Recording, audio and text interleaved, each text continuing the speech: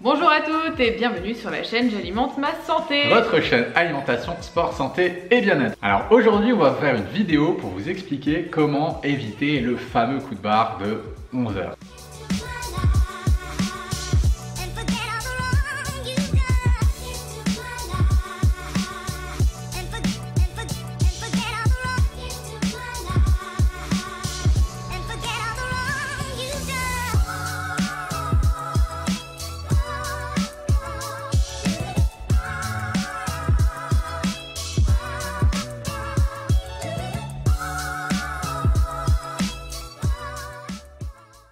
Alors pour commencer, on va voir les 3 raisons pour lesquelles on peut avoir ce fameux coup de barre de 11 h et ensuite je vous donnerai mes 5 conseils. Alors la première raison, ça peut être d'avoir fait un petit déjeuner en fait pas assez consistant et surtout qui va manquer de graisse et de protéines. Les graisses et les protéines, c'est vraiment des macronutriments qui tiennent bien au corps et qui vont caler, qui vont rassasier.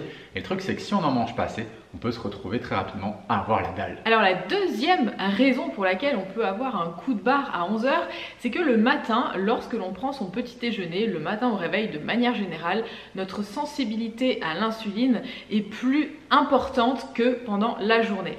Ouais, c'est vrai que le matin, faut y aller mollo sur tout ce qui peut être index glycémique élevé. Il ne faut pas la titiller trop, hein, son insuline, parce que c'est vrai qu'on peut vite se retrouver avoir directement un coup de barre même après le petit déjeuner.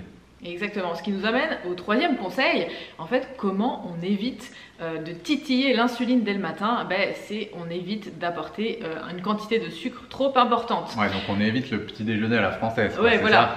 Donc le petit déjeuner à la française, on oublie confiture, pain blanc, etc. Viennoiserie, jus de fruits et sucre dans le café ou dans le thé. Donc ça, on oublie. Ok, super. Tu peux nous parler maintenant des 5 conseils.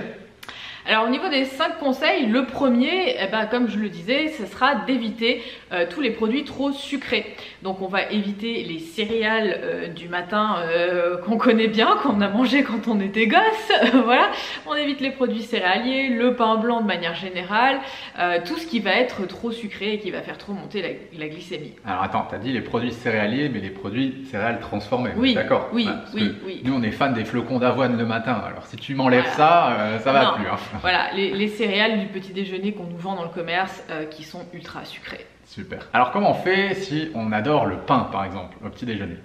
Alors le deuxième conseil, ça va être de remplacer tout ce qui va être pain blanc de manière générale plutôt par du pain complet ou alors du pain qu'on fabrique soi-même mais avec une farine complète. Alors là on parlait du petit déjeuner à la française, mais comment faire quand on adore la confiture? Est-ce qu'on peut la remplacer? Comment ça se passe? Alors le troisième conseil, c'est de remplacer tout ce qui va être pâte à tartiner sucrée, tout ce qui va être confiture, etc. plutôt par des beurres d'oléagineux ou tout simplement du beurre. À la limite, ça peut être beaucoup mieux. Ou alors de fabriquer soi-même ces purées d'oléagineux avec un petit peu de cacao, de fabriquer un petit peu son Nutella maison, quoi. Alors on parlait de protéines tout au début de la vidéo. Comment on pourrait justement ajouter plus de protéines? Ouais, alors le quatrième conseil pour moi, c'est vraiment de rajouter des produits protéinés dès le matin.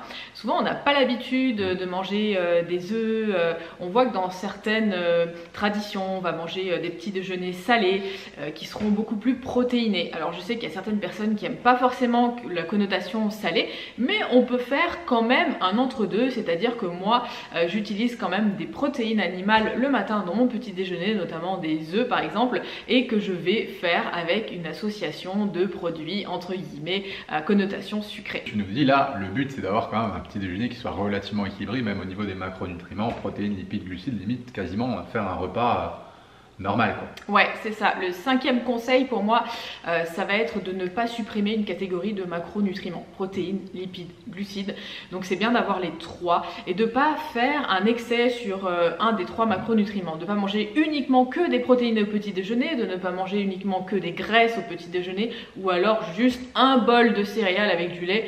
Voilà, il vaut mieux quand même associer les 3 macronutriments, avoir un petit peu de produits céréaliers complets, non sucrés, avoir une bonne protéine animale de préférence et ensuite choisir sa source de graisse. Ouais, c'est vrai qu'en général, le petit déjeuner est souvent un peu déséquilibré, c'est-à-dire que soit on va manger beaucoup trop sucré, voilà, comme tu disais, le petit déj à la française, les croissants, jus d'orange, etc.